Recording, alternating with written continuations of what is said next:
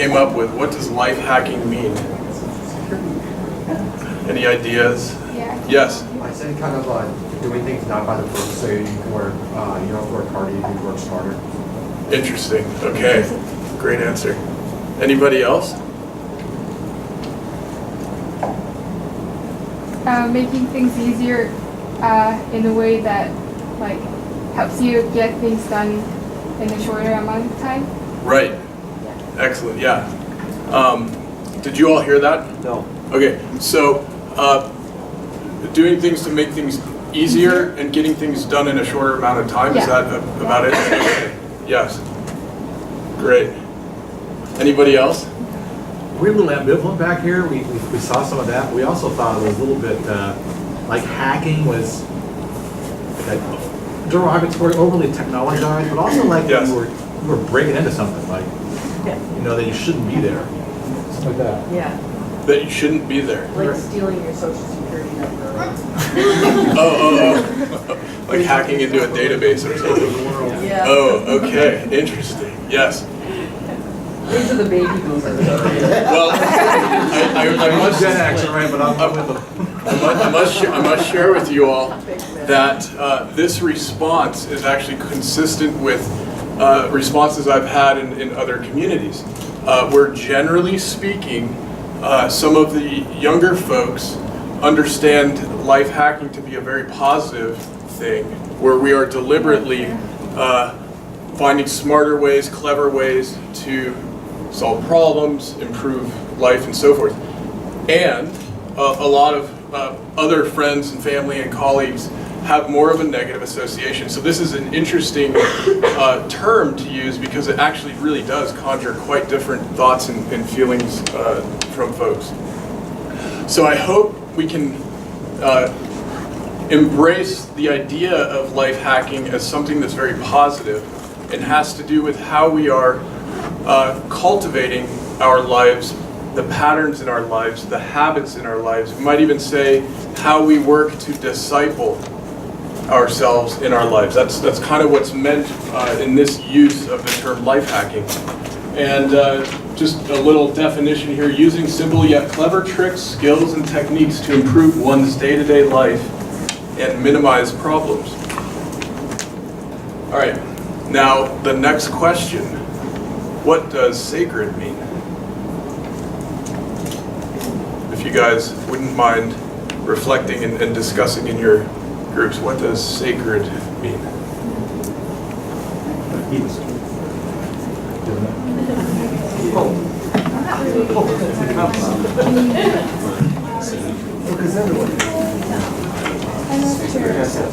Yeah, it's very important. It's like sacred has to do with history.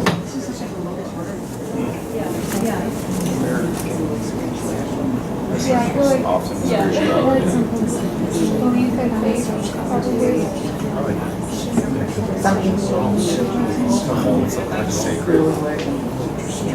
It's a debate. It's very high importance. It's something that can be lost. It's something that are sacred might be important at all. That they might take a risk of losing it.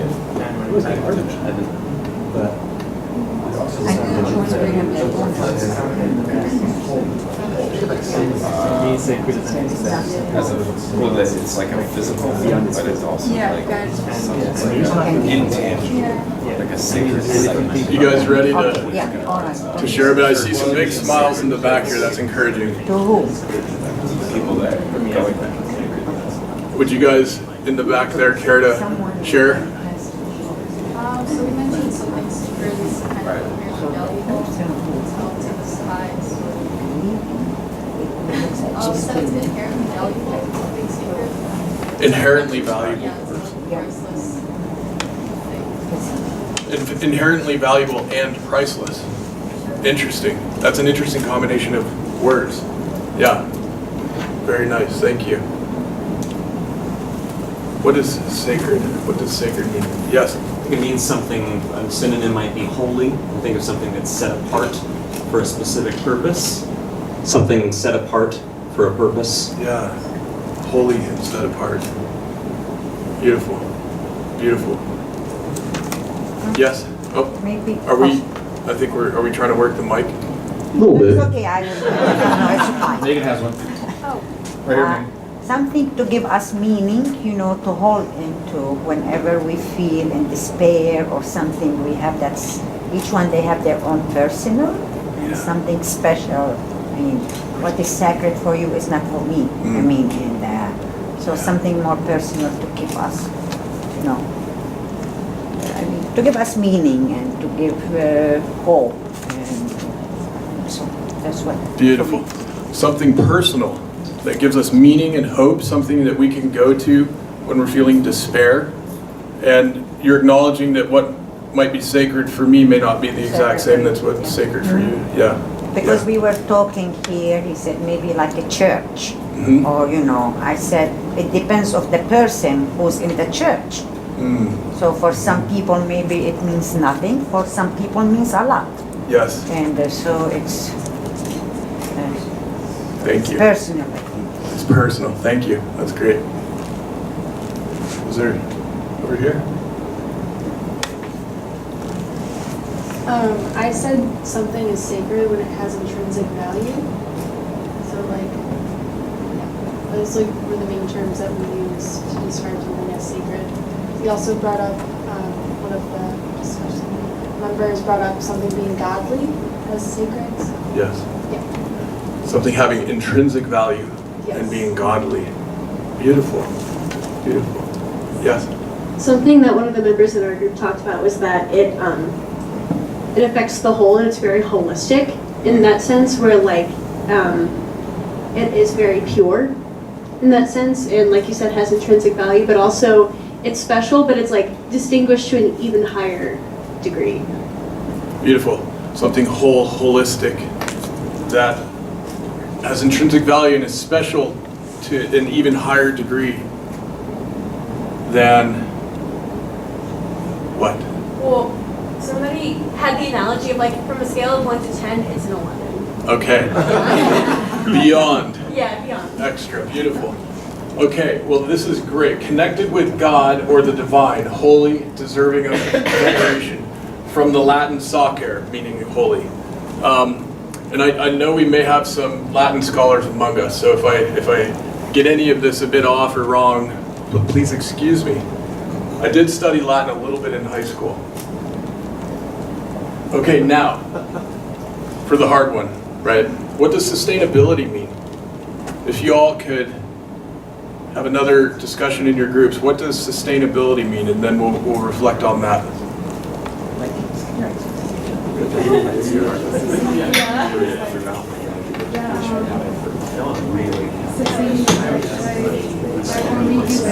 Making it better in a way that, for example, not over-consuming the thing that I have,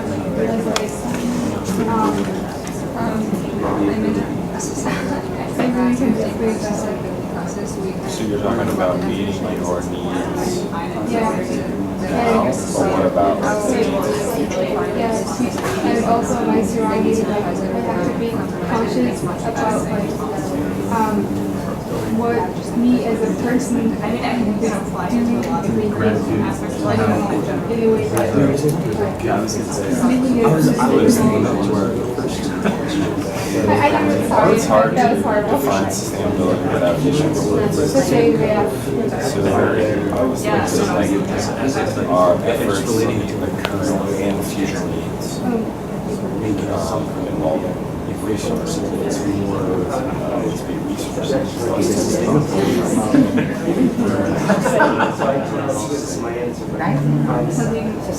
Make it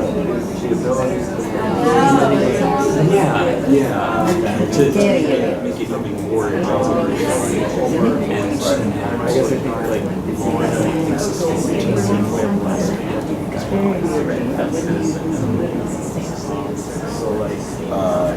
So if we could share our thoughts and discoveries on what is sustainability. know we have some experts in the room here. I can overhear. Sounds like the Brundtland Commission definition out there is floating around. Any thoughts on what does sustainability mean?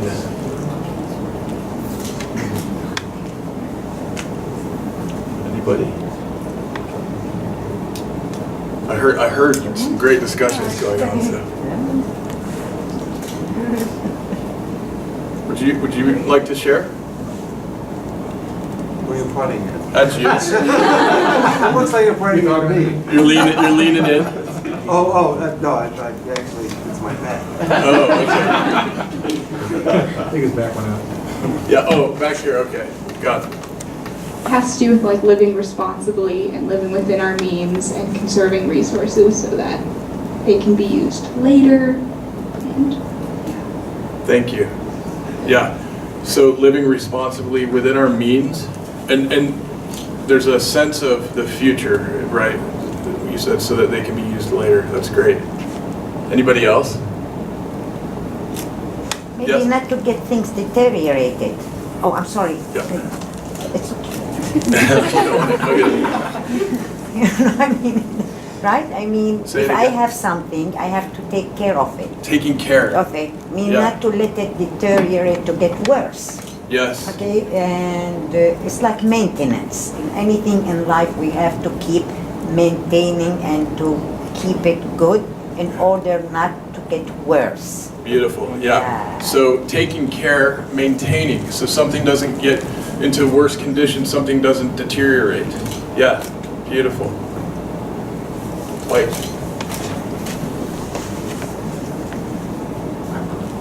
We have a very strong group over here. I'm going to give props to our group. So, but Father Mitten was talking about the Iroquois, Lakota too. Yeah. That you approach a resource in the present, but you're almost bilocated. You're also thinking about the seventh generation. So, what do I have today? Well, I better have the seventh generation better have the same thing that I have. Yeah. Productive. And then we thought that sustainability was also kind of an act of love for our children and the next generation. That we would, again, similar type thing. We take care of our resources as an act of gratitude and an act of love. And then we had associations with environmental sustainability that really is kind of like, well, I think a lot of us kind of think of first these days, but it's a great, in a perfectly beautiful way. But we went those directions in our group. Thank you. Yeah, thanks so much. Yeah, the notion of 7 generations, has everyone heard of this? Is this something familiar? Okay. And an act of love, an act of gratitude. Yeah, okay. We're gonna, I think, come back to both love and gratitude. Some of the native folks from this great continent, Turtle Island, North America, refer to making decisions in the interest of the next 7 generations to come. It's a way of contextualizing longer-term thinking. Certainly a bit different than a lot of the quarter-by-quarter thinking many of us engaged in business here in our culture are doing.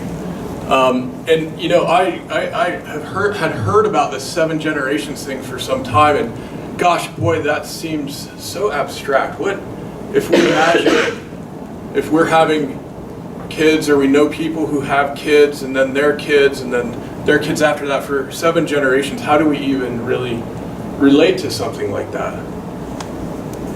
And then somehow this once dawned on me. Well, what if? Have any of us known a great-grandparent? Yeah. If we know a great-grandparent, and we come through good fortune to know great-grandchildren, our concept of direct relationship actually will span 7 generations in that instance. So it's not actually all that abstract for folks who have the good fortune of knowing great-grandparents, grandparents, parents, their own generation, children, grandchildren, and great-grandchildren, right? So it's a beautiful, beautiful way of thinking about decision-making. And quick definition up here: sustainability, restoring and maintaining balance for health of biosphere and prosperity of future generations. Okay. Now, I would like you all to do a quick exercise. This one is going to be solo and silent. If you wouldn't mind just closing your eyes and envisioning what a sustainable future might look like. What do you see? What colors come to mind? What do you feel? What do you hear?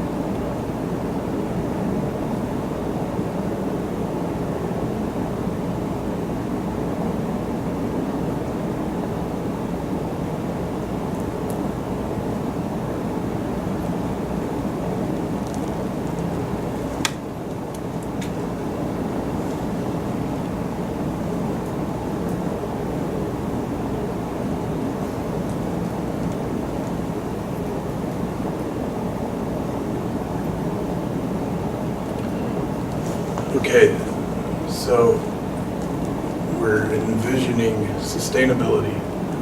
What comes to mind? Would anyone like to share? Thoughts, feelings, images?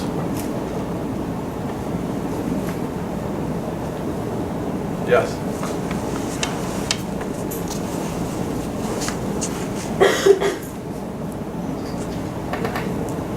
So the first thing I thought of immediately was sound. And all of the things that I hear every day, especially in the city, I hear crackling of paper, I hear buses and things like that. And in a world where everything is sustainable, I heard wind. And that's all I heard. I just heard the water crashing against, the rocks, a place of peace where I kind of go in just nature. And everything is normal, it's natural, it's quiet. Beautiful. Thank you. I saw a lot more people working together, and there was so much compromise, and also kind of a lack of technology and sort of going back to the old ways of doing things where there's no waste and everything's a little bit more closed circuit and efficient. Beautiful. Sounds lovely. We'll come up, work our way forward. Thank you. Similar to you, I kind of envisioned the human community coming together and really truly knowing one another as like brothers and sisters, of like just all being created equal, but as well as that there's this concept of like the web of life and Native American culture and tradition where they believe everything is interconnected with one another, like your action acts upon the rest of creation, and truly having a heightened awareness of that and living more simply. Beautiful. Thank you. Web of life. Yes. Okay, up here. This topic is close to my heart anyway. First, I think as a human being, we should not feel, number one, we are superior to anything else in this earth, We have to respect the integrity of everything in life here. And I think we have, even with the young generation and so on, to connect, It's connection among everything around us, and to have awareness and to feel it. So this way, we feel this is part of us. It's not outside of us. And that's where I think we start acting how to save the earth and to save that. Beautiful. Thank you. Okay, so a great feeling of respect that we are on equal footing with all living creatures. I'm putting some words in your mouth now, but a sense of connection, which is essential, and that's beautiful. That's beautiful. Anybody else? Okay. Well, thank you for that. May we do more of that. Envisioning what we hope our future might look like.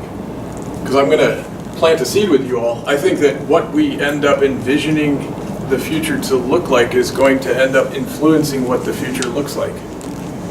And so may we have these beautiful places in our hearts and our minds and our imaginations for the future that is tranquil, that is lovely, that has beautiful sounds, where technology and human relationships are in balance, and our relationships with all of the other living things, the life that is on this amazing, miraculous planet. So,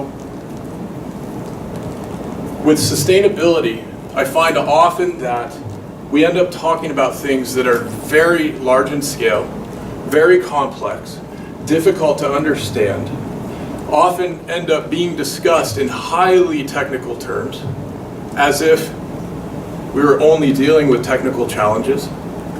And I find that that causes a whole lot of us to disengage with this great question of sustainability that we all now confront by virtue of being alive on Earth presently. I'm going to plant a seed with you all that I believe our practices of thriving at the individual level are a big part of what's going to help us create a sustainable world. In other words, sustainability is very much an inside-out job. So I thought about this a fair bit, and after working for well over a couple decades in the food and energy industries, ended up formulating a framework that explores this in a very holistic and interconnected way that is not overly technical. And in it, the two pillars of thriving and sustainability really represent two sides of a coin, where one has to do with how we're thinking about, talking about, and caring for much larger scale of issues we find on planet Earth. The other being how we're caring for ourselves, our families, our households, and our communities. And within those two pillars are 11 essential themes. In the pillar of thriving, we have food, movement, nature, soil, and well-being. And those connect up with the 6 essential themes of the sustainability side, which includes stewardship, regeneration, energy, agriculture, choice, and kindness. Now, in a lot of the technical circles where folks are talking about sustainability, you don't often hear choice and kindness used. Kindness is another word for love. Kindness is a word that begs the question, what is it that motivates us? Our decisions, our intentions, our work, our actions. And choice represents what we're doing every day as quote-unquote consumers in an economy that is now at the planetary scale. So, that links up to a few other words, a few of my very favorite words. I am a word nerd, having been educated by some Jesuits who often took the time to share with us some etymology, the origin and history of words. We unpack and uncover so much meaning by investigating the history and origin of words, right? And in all of this, if there's anything you all take away and remember after our time together today, I hope it will include these 4 words. What we have is a word oikos, a word humus, a word wele, and a word adama. Who's heard of oikos? Yeah, aside from the yogurt. Okay, I know a few of us, yeah. Okay, and humus? Okay. Wele? A little more obscure, you've heard of this, nice. Adama. Okay, so we'll talk about those a little bit. Okay, now, we are among very esteemed folks here with us this evening who have just recently been honored at the Vatican just last week for great work being done as an outgrowth of a beautiful and powerful book that Pope Francis has shared with the world. And I want to pass this around. This is my copy I carry with me. You'll see there's probably highlighting and bent pages and everything. Because I asked a few of you students before we started this evening if y'all have read this yet. And if you haven't, I encourage you to get yourself a copy and take a look at it and spend time with it. It is powerful, it is beautiful, and it is of historic significance. Not only is Pope Francis the first Jesuit pope in the history of the church, right? This is an encyclical, one of very, very few ever issued by the papacy with the entire human family as the intended audience, right? Often popes will write encyclicals intended for the community of the church and the leadership within the church. And this Laudato Si is written for all of us. And in it, Pope Francis invites us, calls us, implores us to consider our spiritual lives in the context of our relationship to the living world, in connection to the living world, and in the context of our relationship to all of humanity. We might ask, I'm sure many of you are familiar with the greatest commandment. Does anyone recall the greatest commandment we're given in the New Testament? Sorry? Love one another. Love one another. What if we extend that call of loving one another to the entire biosphere and to all the future generations to come? What if that becomes our guiding principle? And I think that's very much what Pope Francis is inviting us, calling us to join him in doing. And what's the big deal? We live in a remarkable time. Not only is this a remarkable pope, not only is this a remarkable book, we live in a remarkable time. Now, a lot of people have thought this about times past. There's a great body of knowledge and tradition of folks thinking they're living in very special times over centuries. But there are some marked differences about the time in which we live that, as far as we know, are unique to right now. As a matter of fact, we as humans are now having such profound and dramatic influence on the entire planet that some of our friends in the scientific community have begun to call this era the Anthropocene, right? So this is talking about human impact, a single species on the planet, on our miraculous home planet, in geologic scale, right? We are now moving mountains. We are now changing the pH of the ocean, right? There's one ocean. We like to call it a lot of different things in different regions, but it's one big body of water. We are now changing the chemistry of the atmosphere. That's happening right now, the Anthropocene. And some folks at the Stockholm Resilience Center have identified a number of massive global scale systemic risks we now face. Who's heard of climate change? All right, yeah. So that's the third biggest risk we face, according to this study. Ahead of it are risks we face around the nitrogen cycle, which have to do with food production. And first and foremost is a risk we face around biodiversity loss. And Father Steve reminded me earlier today that we are now seeing rates of species extinction over 1,000 times the normal background rate that we're accustomed to seeing through the course of time. We've identified through our science that up until now there were 5 previous periods of massive extinction that we knew about, have known about, and we're now in the 6th. The previous 5 were caused by things like massive volcanoes and large objects from space hitting our planet. Right? This is the first time we're observing massive species loss that is being caused by one of the species on the planet. And that species is us. So that's what we mean by the Anthropocene.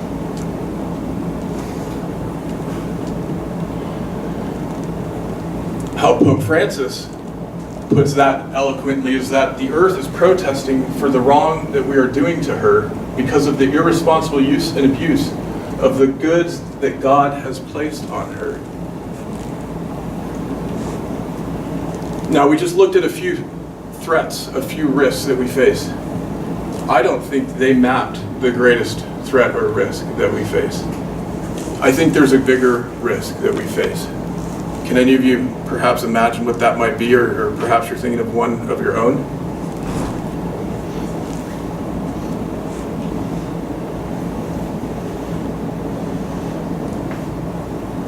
Despair? Yeah. Thank you. Yeah. Is that what you're thinking? It's very much in line. Yeah. I believe that perhaps the biggest risk we face is despair, or the belief that we have no significant power or agency to change all of this. The belief that our choices don't actually matter. Now, I believe very firmly, and it gives me great hope and joy, that we actually not only can change this, but are. It's underway.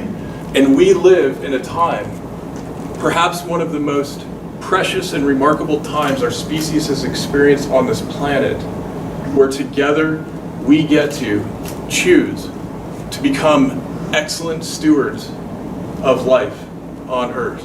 Perhaps, one might say, as God intended. We're going to lay a little bit of groundwork and then go through some concepts. I'd love to share that we're now thinking and working at scales, cultivating knowledge and wisdom at scales that are planetary in scope. And some others have done this before us. Of course, E.O. Wilson, who shared with us a concept called biophilia, meaning love of life. This is something we can choose to cultivate. And many who are looking at this in great depth are beginning to discover and suggest that without a great love of life, the technological answers and solutions to what might be perceived as technical problems may not get us where we want to go. That fundamentally we as human beings are wired, almost designed, to feel a profound love for life. And we live in a time when it's up to us to choose to cultivate this to a higher degree. And then, of course, a great Jesuit thinker, Chardin, posited this idea of the noosphere, human-wide thought sphere, if you will, which some folks suggest maybe was presaging the advent of our global communication capabilities on some level. I think there's perhaps a lot more to it than that, but these are some of the thinkers at the dawn of our modern and postmodern era that are giving us some guidance in all of this. Now, I'm talking about a great sense of hope and optimism I believe we have for the future, and you may be surprised, but I sometimes give talks and workshops with audiences where a whole lot of folks in the group aren't even sure climate change is a real thing. In fact, I end up spending time with folks who are pretty sure it's not real. It's a hoax. And what's interesting about that is when we start looking at the opportunities we have now through technology and through changes in lifestyle and habit and behavior, it almost becomes secondary in a sense, the notion of mitigating climate change. Now, it's important, we're going to come back to that. But here's a cartoon. I don't know if you can read it, but this is a climate summit, and here is somebody speaking about all these great benefits we'll get as we transition from fossil energy to renewable energy and so forth, which include energy independence, preserved rainforests, sustainability, green jobs, livable cities, renewables, perhaps some of the things we've been envisioning a few minutes ago. And then probably curmudgeon-y fella gets up and says, well, what if it's a big hoax and we create a better world for nothing? Right. So here we are. So I want to spend a little time with this word oikos, not the yogurt. This Greek word that means home, right? And it turns out it's the word from which we get eco, and from which we get economy and ecology. Many of us working in the sustainability realm see that we have a major conflict or disharmony between economy and ecology. Curiously, when we look at those words, they come from the same origin and mean something quite similar to one another. I'm not going to get into nomos and logos and all that, but oikos is about home. How we do economy is about home, and what we mean by ecology is about home. So I encourage you all to think about your oikos, from the globe all the way to your literal home, where you sleep at night. I also want to share that when we're talking about economy, economics, a lot of what gets almost treated as or discussed as if it were natural law is actually a whole set of constructs. It's a whole set of rules we've created as human beings and normalized. And in that, our conventional notion of economics suggests that you begin with some products from the earth.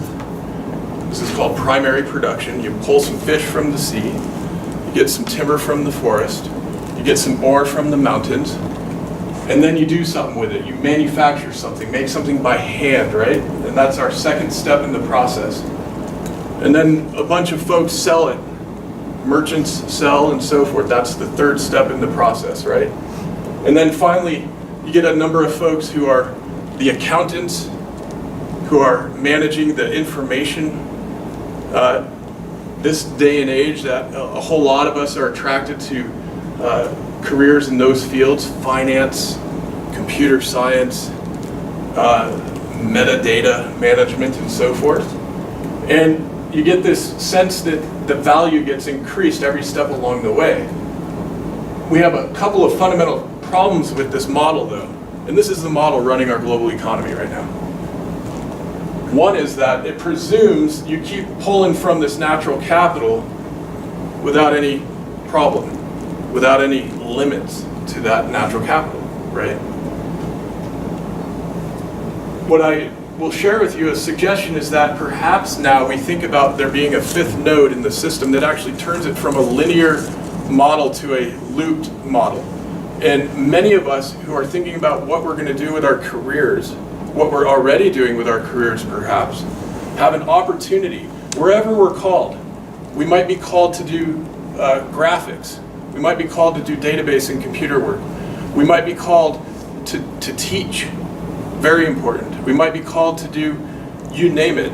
We might be called to work in agriculture and food.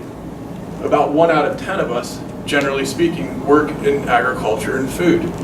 Most of us in the food service world, right? Whatever we're doing, we can choose to land at this fifth node, which means our purpose and our work is all about taking care of everything going on in the rest of that system and cycle. Is about regeneration and stewardship.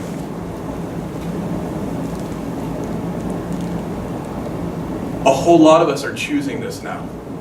The entire economy is shifting in this direction now. We have a long way to go. How quickly we get where we want to go is largely going to be a function of how each of us choose to go. We face a very big question right now. It's a simple question and it's a big question. Are we going to stay with a system in which the earth is working in service to the economy, which is working in service to finance? Question number one. Option number one. Or are we going to learn to adapt and evolve our systems so that we have finance working in service to economy, economy working in service to planet and people?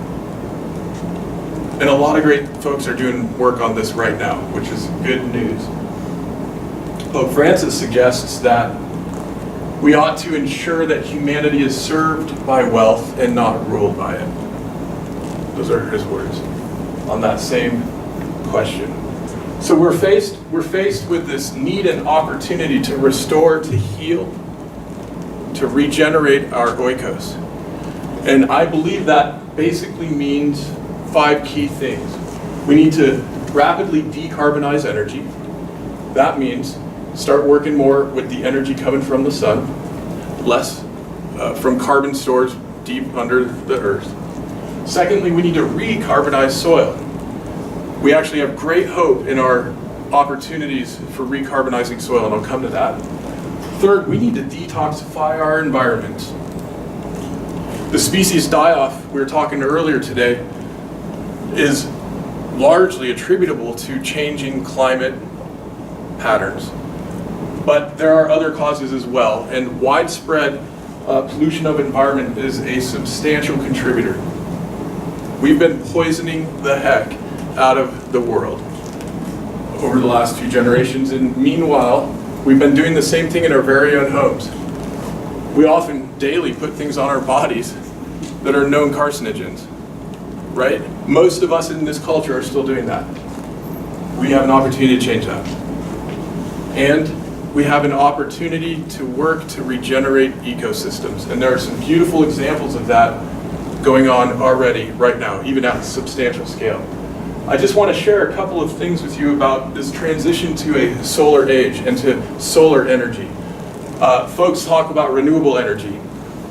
This is harvesting energy that is coming from the sun, essentially, right? That includes harvesting wind energy. When we understand how wind works around the planet, it's driven by the sun, essentially. It turns out the sun is showering our Earth with 173,000 terawatts of energy continuously. Yeah, we experience night and day here, right? But the planet is continuously bathed with this ongoing stream of light and energy that does not stop.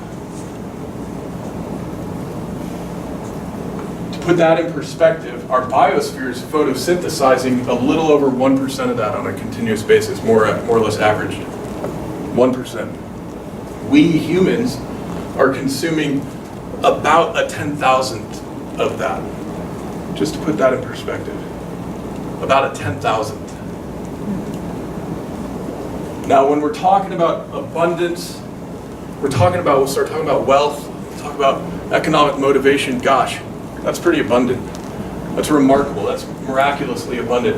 One of the other things that really strikes me about this transition to the solar age is that unlike cost patterns for things like coal and oil and natural gas, which are commodities, and commodities tend to bounce along within a band of pricing, the way we harvest solar energy is using technology, and technology has a whole different price curve related to this thing called Moore's Law. You may have heard about this in terms of computing power and cost of computing power, right? Computing capability doubling every 18 months, the cost of the same halving every 18 months. The same thing happens with solar energy. So you can see this as a curve, the cost of solar energy declining so that it now gets lower than the cost of our fossil energy sources. Already in 37 states in the United States, it is cheaper to install solar than it is to install new coal for energy production. It's remarkable, and that curve is continuing to go downward. So at the crux of sustainability and stewardship is this notion of us becoming good alchemists for our own bodies and for our planet. Because in all of this, we have a choice.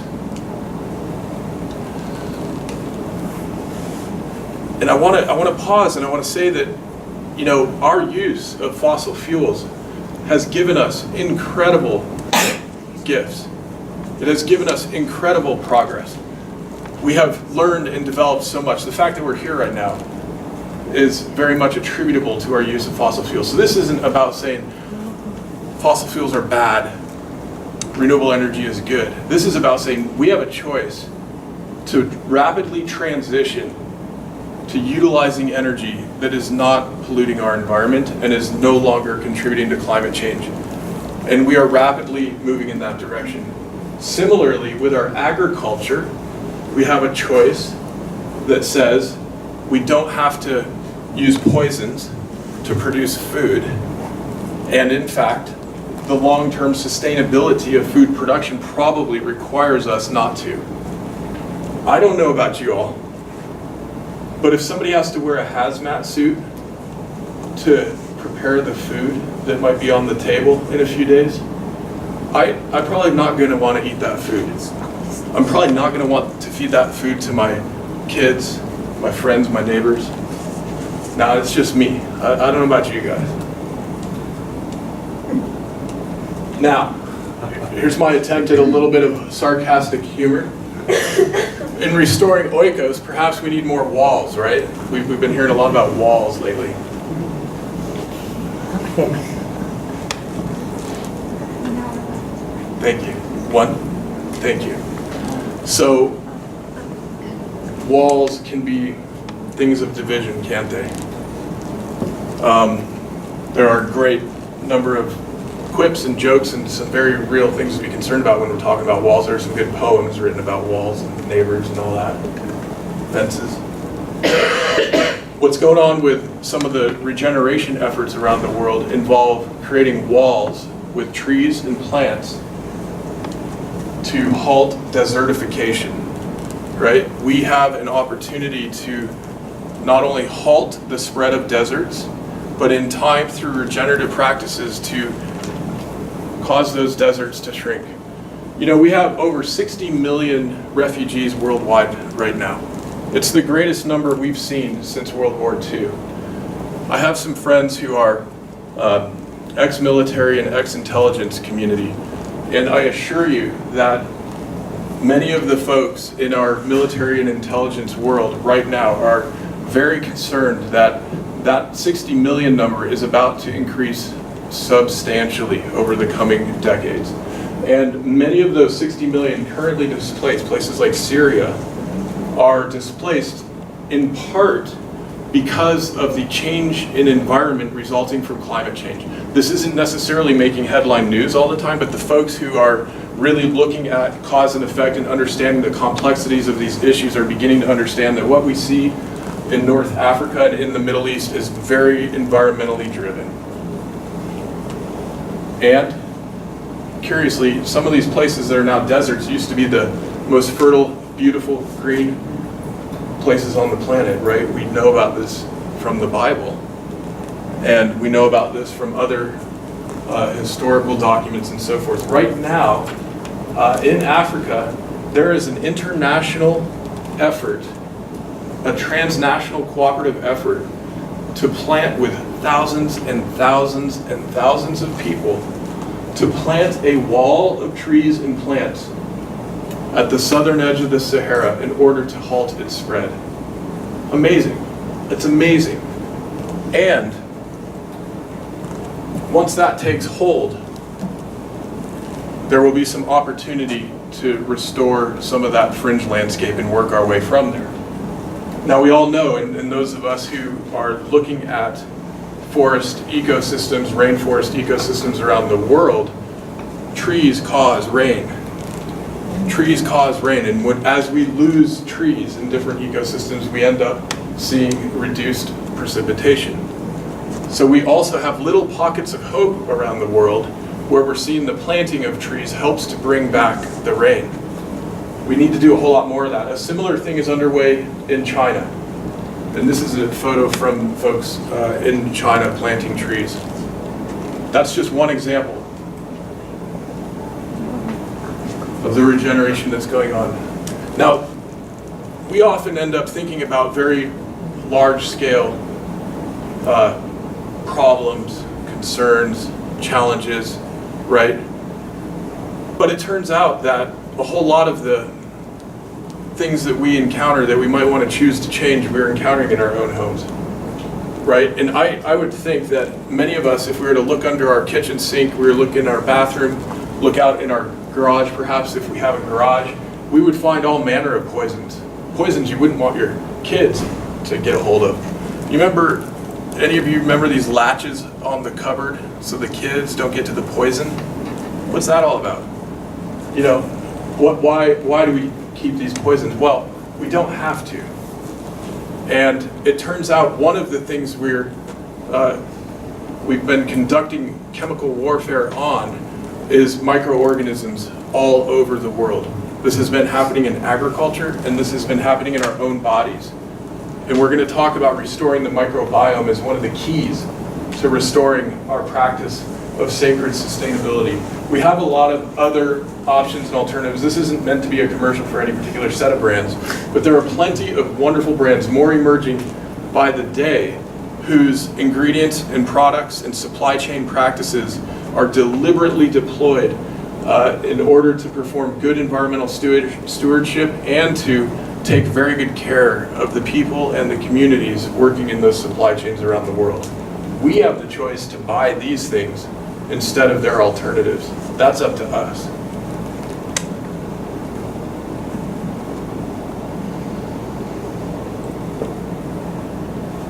So I've thrown a fair bit at you already and starting to connect some dots. We're kind of weaving a tapestry here.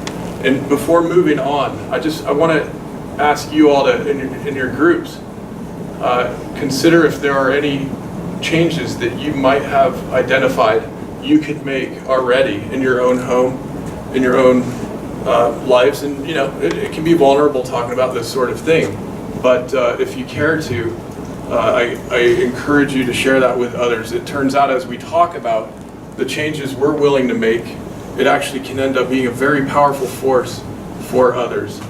It can be very encouraging, and it can be very uplifting, as a matter of fact. Maybe just for a minute or two.